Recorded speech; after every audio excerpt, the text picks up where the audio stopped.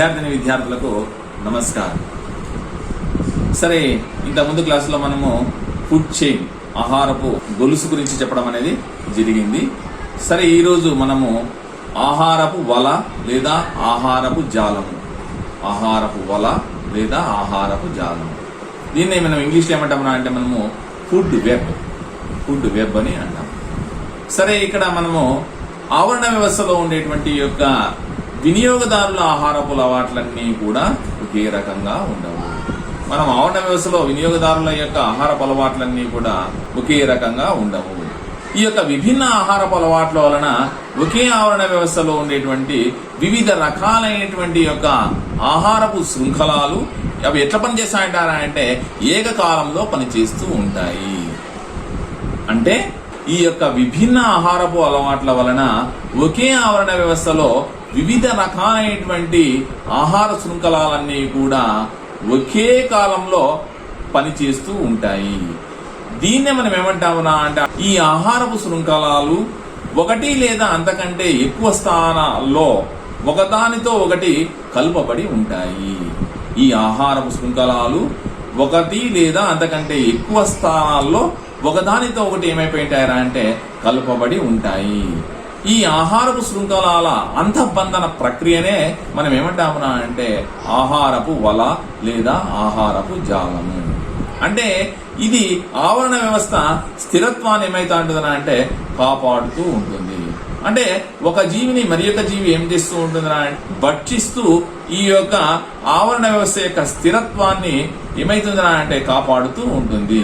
For example, మనము పచ్చిక బయళ్ళ ఆవరణ వ్యవస్థను మనము దాంట్లో ఆహారపు జాలము లేదా ఆహారపు వల అంటే పచ్చిక బయళ్ళ ఆవరణ వ్యవస్థలో ఆహార జాలము లేదా ఆహారపు వల లేదా ఫుడ్ వెబ్ ఏ విధంగా ఉంటుందిరా అంటే ఫస్ట్ మనము గడ్డి మొక్కలను కుందేలు తింటుంది. కుందేలును మళ్ళీ ఏం తింటుంది? గద్ద తినడం అనేది జరుగుతుంది. ఇది ఒక ఫుడ్ చైన్. తరువాత గడ్డి మొక్కలనే మిడత తింటుంది. మిడత మళ్ళా ఈ యొక్క తొండ తినడం అనేది జరుగుతుంది. తొండను మళ్ళా గద్ద తినడం అనేది జరుగుతుంది. అలా ఇదొక ఫుడ్ చైన్. అంటే దీంట్లోనే ఆహారపు గొలుసులు అనేక అంతఃబంధంలో అనేక రకమైనటువంటి యొక్క ఆహారపు గొలుసులన్నీ కూడా బంధించడం అనేది జరిగింది ఇక్కడ. సరే, ఇక అదేవిధంగా గడ్డి మొక్కలనే మిడత తింటుంది. మిడతను మళ్ళా డైరెక్ట్ గా గద్ద కూడా తినడం అనేది జరుగుతుంది. ఇదొక చైన్. తర్వాత గడ్డి మొక్కలనే మనం గమనించినప్పుడు ఎలుక తింటుంది. ఎలుకనే మళ్ళా తర్వాత పాము తింటుంది. పాముని గద్ద తినడం అనేది జరుగుతుంది. ఇది ఒక ఫుడ్ చైన్ కింద మనము చెప్పుకోవచ్చు. తర్వాత గడ్డి మొక్కలు ఎలుక తింటుంది. ఎలుకను డైరెక్ట్ గా గద్ద తింటుంది. ఈ విధంగా అనేక రకమైనటువంటి యొక్క ఫుడ్ చైన్లన్నీ కూడా కలిపి ఒక అంతఃబంధన ప్రక్రియను ఏర్పరచడం అనేది జరిగింది. అంటే అనేక రకమైనటువంటి యొక్క ఫుడ్ చైన్, ఆహారపు వలలు ఈ విధంగా ఒకే దాంట్లో ఉండడాన్ని మనం ఏమంటామన్నా అంటే ఆహారపు వల లేదా ఆహారపు జాలం కింద మనం పరిగణించవచ్చు. ఆవరణ శాస్త్ర పిరమిడ్లు, దీన్ని ఇంగ్లీష్ లో ecological pyramids. It's very very important for exam point 10 marks question. ఆవరణ శాస్త్ర పిరమిడ్లు లేదా ఎకాలజికల్ పిరమిడ్స్. సరే, ఇక్కడ మనం గమనించినప్పుడు ప్రతి ఆవరణ వ్యవస్థలో పోషణకు సంబంధించినటువంటి వివిధ రకాలైనటువంటి ఆహార స్థాయిలు అనేటివి ఉంటాయి. ప్రతి ఆవరణ వ్యవస్థలో ఈ యొక్క పోషణకు సంబంధించినటువంటి వివిధ రకాలైనటువంటి ఆహార స్థాయిలు ఉంటాయి. సరే, ఈ యొక్క ఒక స్థాయిని కలిపి మనం ఏమంటామన్నా అంటే పోషక స్థాయి. ఈ ప్రతి యొక్క స్థాయిని మనం ఏమంటామన్నా అంటే పోషక స్థాయి అంటాము. ఒక ఆవరణ వ్యవస్థలో ఈ యొక్క అమరి ఉన్నటువంటి యొక్క వివిధ జీవ అనుఘటకాల మధ్య ఆహార శృంఖలం, జీవక్రియా సంబంధాల పరస్పర చర్యనే పోషక నిర్మాణం కింద చెప్పడం అనేది జరుగుతుంది. అంటే ఒక ఆవరణ వ్యవస్థలో ఈ అమరి ఉండేటువంటి వివిధ జీవ అనుఘటకాల మధ్య ఈ యొక్క ఆహార శృంఖలం, జీవక్రియా సంబంధాల పరస్పర యొక్క చర్యను కలిపి మనం ఏమంటామన్నా అంటే పోషక నిర్మాణం అని అంటాము. ఇది ప్రతి ఆవరణ వ్యవస్థకు ఏ విధంగా ఉంటుంది అంటే ఈ యొక్క పోషక నిర్మాణం అనేది నిర్దిష్టంగా ఉంటుంది. ప్రతి ఆవరణ వ్యవస్థకు ఇది ఏ విధంగా ఉంటుందిరా అంటే నిర్దిష్టంగా ఉంటుంది. సరే, అంటే ఏమిరా అంటే ఒక ఆహారపు గొలుసులో ఉండేటువంటి వివిధ పోషక స్థాయిల మధ్య ఉండేటువంటి సంబంధాన్ని రేఖాత్మకంగా చూపించవచ్చు. ఒక ఆహారపు గొలుసులోని వివిధ పోషక స్థాయిల మధ్య ఉండేటువంటి సంబంధాన్ని మనం ఏ విధంగా చూపించవచ్చు అంటే రేఖాత్మకంగా చూపించవచ్చు. ఈ రేఖాచిత్రాన్ని మనం ఏమంటామన్నా అంటే ఆవరణ పిరమిడ్ లేదా ఎకాలజికల్ పిరమిడ్. ఆవరణ పిరమిడ్ లేదా ఎకాలజికల్ పిరమిడ్ అని అంటాము. ఎకాలజికల్ పిరమిడ్స్ ను ప్రప్రథమంగా ఆంగ్ల ఆవరణ శాస్త్రవేత్త అయినటువంటి చార్లెస్ ఎల్టన్ 1927లో సూచించడం అనేది జరిగింది. 1927లో ఈ యొక్క ఆంగ్ల ఆవరణ శాస్త్రవేత్త అయినటువంటి చార్లెస్ ఎల్టన్ ప్రప్రథమంగా సూచించడం అనేది జరిగింది. అందువలన దీన్ని ఎల్టోనియన్ పిరమిడ్ అని కూడా అంటాం. దీన్ని ఎల్టోనియన్ పిరమిడ్ అని కూడా అంటాము. సరే, ఈ యొక్క ఎకాలజికల్ పిరమిడ్లు ఎన్ని రకాలు అంటే 3 రకాలు. ఒకటి సంఖ్యా సంబంధ పిరమిడ్లు, పిరమిడ్ ఆఫ్ నంబర్స్ అంటాం ఇంగ్లీష్లో. అదేవిధంగా 2 జీవ ద్రవ్యరాశి సంబంధ పిరమిడ్లు, పిరమిడ్ ఆఫ్ బయోమాస్. తర్వాత 3వది శక్తి సంబంధ పిరమిడ్లు, pyramid of energy. Pyramid of energy. First one సంఖ్యా సంబంధ పిరమిడ్లు. ఒక ఆవరణ వ్యవస్థలోని ఉత్పత్తిదారుల యొక్క సంఖ్య, ప్రథమ వినియోగదారుల యొక్క సంఖ్య, ద్వితీయ వినియోగదారుల సంఖ్య, తృతీయ వినియోగదారుల సంఖ్య ఉండేటువంటి తెలిపేటువంటి యొక్క నిష్పత్తినే తెలియజేసేటువంటి రేఖాచిత్రాన్ని మనము సంఖ్యా సంబంధ పిరమిడ్లు అంటాము. అంటే అవి సంఖ్యాపరంగా ఒక ఆవరణ వ్యవస్థలో ఉండేటువంటి ఉత్పత్తిదారుల సంఖ్య ఎంత ఉంది, ప్రథమ వినియోగదారుల సంఖ్య ఎంత ఉంది, ద్వితీయ వినియోగదారుల సంఖ్య ఎంత ఉంది, తృతీయ వినియోగదారుల సంఖ్య యొక్క నిష్పత్తిని తెలియజేసేటువంటి యొక్క రేఖాచిత్రాన్ని మనం ఏమంటాము అంటే మనము సంఖ్యా సంబంధ పిరమిడ్లు అంటాము. సరే, దీనికి మనము కొన్ని ఎగ్జాంపుల్స్ కింద ఇవ్వడం అనేది జరుగుతుంది.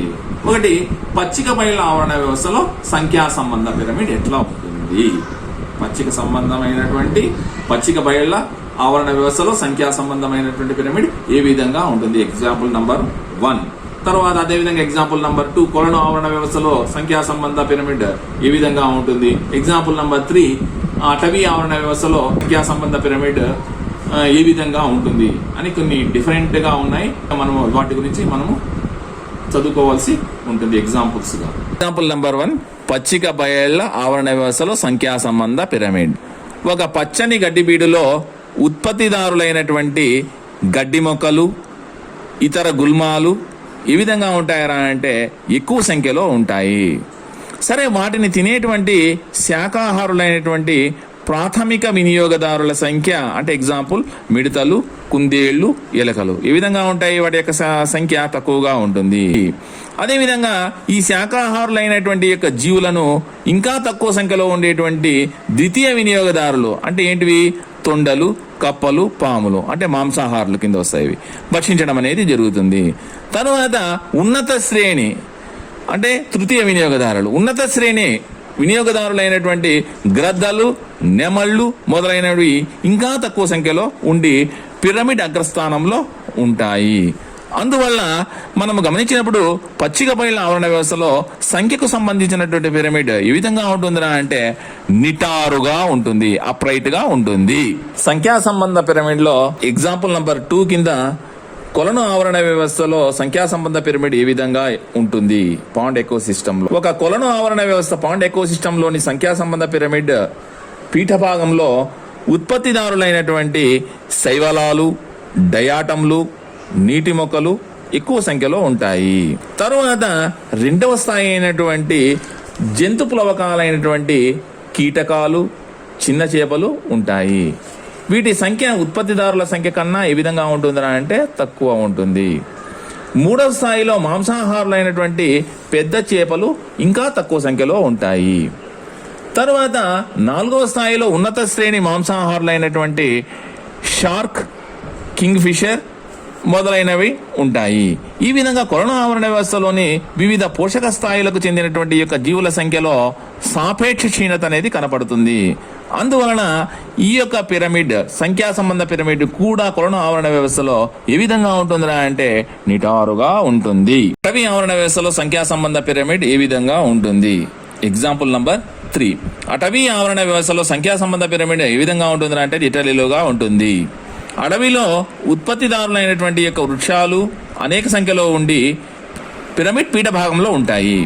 అదేవిధంగా ఉత్పత్తిదారుల పైన ఆధారపడి జీవించేటువంటి ప్రాథమిక వినియోగదారులైనటువంటి పక్షులు, జింకలు, గుర్రం, ఏనుగు ఇవన్నీ కూడా మనం గమనించినప్పుడు శాకాహారులు అంటే ప్రైమరీ కన్జ్యూమర్స్ మొదలైనవి సంఖ్య ఏ విధంగా ఉంటుందిరా అంటే ఉత్పత్తిదారుల కంటే తక్కువగా ఉంటాయి.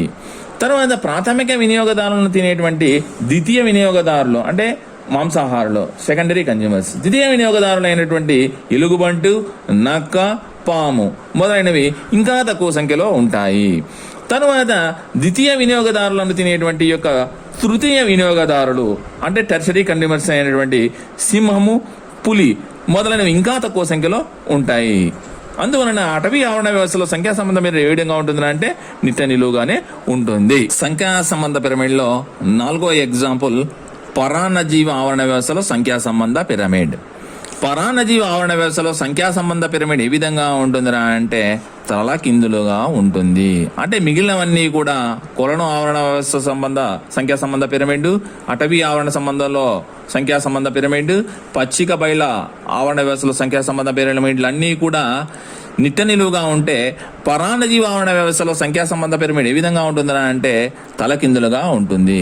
దానికి కారణం ఏమిరా అంటే ఉత్పత్తిదారులు మొట్టమొదట మనం గమనించినప్పుడు ఉత్పత్తిదారులు అయినటువంటి ఒకే ఒక వృక్షము ఉంటుంది. ఇది పిరమిడ్ యొక్క ఏ విధంగా ఉంటుందిరా అంటే పీఠ భాగంలో ఉంటుంది. అంటే ఒకటి ఈ వృక్షం పైన ఆధారపడి జీవించేటువంటి యొక్క శాకాహారులైనటువంటి పక్షులు, కీటకాలు ఎక్కువ సంఖ్యలో ఉంటాయి. తర్వాత ఈ యొక్క శాకాహారులపై జీవించేటువంటి యొక్క జీవులు అయినటువంటి పేలు, నల్లుల యొక్క సంఖ్య ఇంకా ఎక్కువ సంఖ్యలో ఉంటాయి. తరువాత ద్వితీయ వినియోగదారులు తినేటువంటి యొక్క తృతీయ వినియోగదారులు అయినటువంటి బ్యాక్టీరియాలు, ప్రోటోజోన్లు ఇంకా చాలా ఎక్కువ సంఖ్యలో ఉంటాయి. అందువలన పరాన్నజీవి ఆవరణ వ్యవస్థలో సంఖ్యా సంబంధ పిరమిడ్ ఏ విధంగా ఉంటుందిరా అంటే తల కిందులుగా ఉంటుంది. దానికి కారణం ఏమైనా అంటే మొట్టమొదట ఒకే ఒక వృక్షం ప్రాథమిక ఉత్పత్తిదారులు తక్కువ సంఖ్యలో ఉండటం వలన. ఆవరణ శాస్త్ర పిరమిడ్లో సంఖ్యా సంబంధ పిరమిడ్ ఈజ్ కంప్లీటెడ్. రెండవది జీవద్రవ్యరాశి పిరమిడ్. దీన్ని ఏమంటామంటే ఇంగ్లీష్లో మనము పిరమిడ్ ఆఫ్ బయోమాస్ అంటాం. Pyramid of biomass. సరే, ఇక్కడ మనము ఒక జీవిలో ఉండేటువంటి యొక్క జీవ పదార్థపు యొక్క బరువునే మనం ఏమంటామన్నా అంటే జీవద్రవ్యరాశి. ఒక జీవిలోని జీవ పదార్థపు బరువునే మనం ఏమంటామన్నా అంటే జీవద్రవ్యరాశి. దాని ఇంగ్లీష్లో మనము బయోమాస్ అని అంటాము. మనము ఏదేని ఒక ఆవరణ వ్యవస్థలో మనం గమనించినప్పుడు ఈ యొక్క జీవరాశుల యొక్క పరిమాణాత్మక సంబంధాన్ని మనము ఏ విధంగా కొలచొచ్చునా అంటే తడిగా కానీ లేదా పొడి బరువు రూపంలో లెక్కించడానికి మనము ఒక వాటిని రేఖాత్మకంగా చూపించేటువంటి యొక్క చిత్రాన్ని మనం ఏమంటామన్నా అంటే జీవద్రవ్యరాశి పిరమిడ్ అని అంటాము. అంటే ఏదేని ఒక ఆవరణ వ్యవస్థలోనే అంటే కొలను ఆవరణ వ్యవస్థలో కావచ్చు, పచ్చిక బయలు ఆవరణ వ్యవస్థలో కావచ్చు, అటవీ ఆవరణ వ్యవస్థలో కావచ్చు, ఏదేని ఆవరణ వ్యవస్థలోని ఈ యొక్క జీవరాశుల పరిమాణాత్మక సంబంధాన్ని ఎట్లా తడిగా లేదా పొడి బరువు రూపంలో లెక్కించి వాటిని రేఖాత్మకంగా చూపించేటువంటి యొక్క చిత్రాన్ని జీవద్రవ్యరాశి పిరమిడ్ ఆఫ్ బయోమాస్ అంటాము. ఈ యొక్క జీవరాశుల యొక్క జీవభారాన్ని పరిగణించడానికి మనము మామూలుగా ఆక్సిజన్ బాంబ్ కెలోరీమీటర్ అనేటువంటి పరికరము తోడ్పడడం అనేది జరుగుతుంది. జీవద్రవ్యరాశి పిరమిడ్ ఎగ్జాంపుల్ నంబర్ 1 గడ్డి మైదాన ఆవరణ వ్యవస్థ లేదా పచ్చిక బయళ్ళ ఆవరణ వ్యవస్థలో లేదా అటవీ ఆవరణ వ్యవస్థలో ఉత్పత్తిదారుల నుండి ఉన్నత స్థాయి మాంసాహారుల వరకు జీవభారం పరంపరితంగా ఏమైతే ఉంటుందా అంటే తగ్గుతూ ఉంటుంది. అందువలన వీటి జీవద్రవ్యరాశి పిరమిడ్లు నిటారుగా ఉంటాయి. గడ్డి మైదాన ఆవరణ వ్యవస్థలో, అటవీ ఆవరణ వ్యవస్థలో ఉత్పత్తిదారుల నుండి ఉన్నత స్థాయి మాంసాహారుల వరకు జీవభారం పరంపరితంగా ఏమైతే అంటుందిరా అంటే తగ్గుతూ ఉంటుంది. అందువలన వీటి జీవద్రవ్యరాశి పిరమిడ్లు నిటారుగా ఉంటాయి. ఎగ్జాంపుల్ నంబర్ 2 జీవద్రవ్యరాశి పిరమిడ్. ఒక కొలను ఆవరణ వ్యవస్థలో నీరు బాగా ఉండి పరిస్థితులు అనుకూలంగా ఉన్నప్పుడు ఉత్పత్తిదారుల జీవద్రవ్యరాశి వినిమయదారుల జీవద్రవ్యరాశి కన్నా ఎక్కువగా ఉంటుంది. ఒక కొలను ఆవరణ వ్యవస్థలో నీరు బాగా ఉండి పరిస్థితులు అనుకూలంగా ఉన్నప్పుడు ఉత్పత్తిదారుల జీవద్రవ్యరాశి వినిమయదారుల జీవద్రవ్యరాశి కన్నా ఎక్కువగా ఉంటుంది. కానీ ప్రతికూల పరిస్థితుల్లో అంటే నీరు తక్కువగా ఉన్నప్పుడు వేసవి కాలంలో క్రమంగా ఉత్పత్తిదారుల తగ్గిపోవడంచే వినిమయదారుల జీవద్రవ్యరాశి అధికంగా ఉంటుంది. అందువలన ప్రతికూల పరిస్థితులలో తాత్కాలికంగా కొలను ఆవరణ వ్యవస్థలో జీవద్రవ్యరాశి పిరమిడ్ ఏ విధంగా ఉంటుందిరా అంటే తిరగబడి ఉంటుంది. శాస్త్ర పిరమిడ్ లో మూడవది శక్తి సంబంధ పిరమిడ్లు, పిరమిడ్ ఆఫ్ ఎనర్జీ. సరే, ఈ యొక్క శక్తి పిరమిడ్ వివిధ పోషక స్థాయిలలో జరిగేటువంటి శక్తి ప్రవాహ వేగాన్ని సూచిస్తడం అనేది జరుగుతుంది. అంటే శక్తి పిరమిడ్ వివిధ పోషక స్థాయిలలో జరిగేటువంటి శక్తి అనేటువంటి యొక్క ప్రవాహ వేగాన్ని సూచించడం అనేది జరుగుతుంది. సరే, ఈ యొక్క ఆవరణ వ్యవస్థలోని ఏ స్థాయిలోనైనా మనం గమనించినప్పుడు జీవులలో నిక్షిప్తమైనటువంటి యొక్క శక్తి మొత్తం మీద కాక అందులో ఉత్పత్తి అయ్యేటువంటి యొక్క ఆహార పదార్థాలు తయారయ్యే కాలం మీద ఆధారపడి ఉంటాయి. ఆవరణ వ్యవస్థలో ఏ స్థాయిలోనైనా జీవులలో నిక్షిప్తమైనటువంటి యొక్క శక్తి మొత్తం మీద కాక అందులో ఉత్పత్తి అయ్యేటువంటి ఆహార పదార్థాలు అవి తయారయ్యేటువంటి యొక్క కాలం మీద ఆధారపడి ఉంటాయి. ఈ యొక్క శక్తి ప్రవాహము మొట్టమొదట ఉత్పత్తిదారుల నుండి శాకాహారులకు మాంసాహారులకు జరుగుతూ ఉంటుంది. కొంత శక్తి వివిధ స్థాయిలలో ఉష్ణశక్తి రూపంలో విడుదలవుతూ ఉంటుంది.